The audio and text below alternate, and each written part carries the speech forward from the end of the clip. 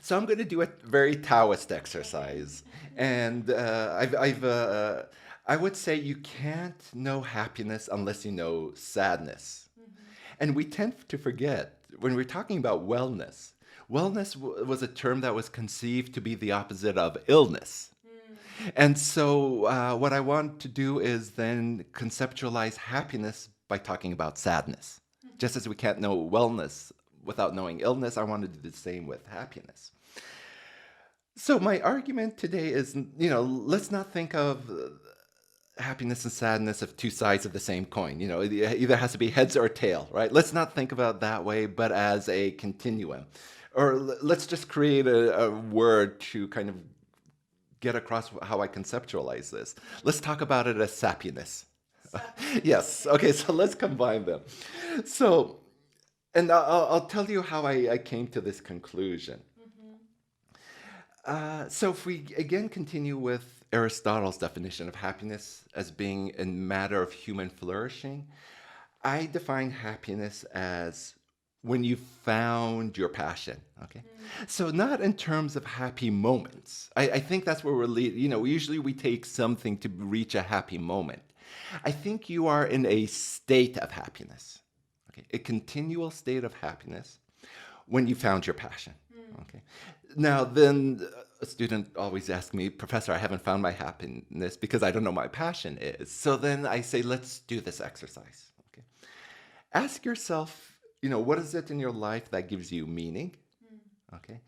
And then again, if they have trouble this, I take another example from Aristotle, and then we could take another example from Jesus, and I'll tell you how they're connected. Okay. So Aristotle's, of course, key contribution to philosophy was this notion of a telos. Okay. And basically, a telos is defined for this. The telos of an acorn is to become an oak tree. Okay. What is your telos? And again, if you have trouble asking this, then let's go to Jesus. And let's think about this term passion. Okay. Because when they're talking about the passion of Christ, what do they really mean? I want you to think about that, because when we talk about passion and passionate, okay, are they saying Jesus was a passionate lover like those characters on the telenovela? No. The word passion originally comes from Greek. And, even in Italian, when you say buon Pasqua, what are you saying? Well, that word originally comes from Greek. It means suffering. Okay. So, in other words, let's define how to find your passion, okay? This is my definition, using that wordplay. Ask yourself this, okay? What is it in your life without which it would cause you to suffer? Okay? And if you have that answer, then you found your passion, okay? For me, it's teaching. That is my passion. Without teaching, I would suffer.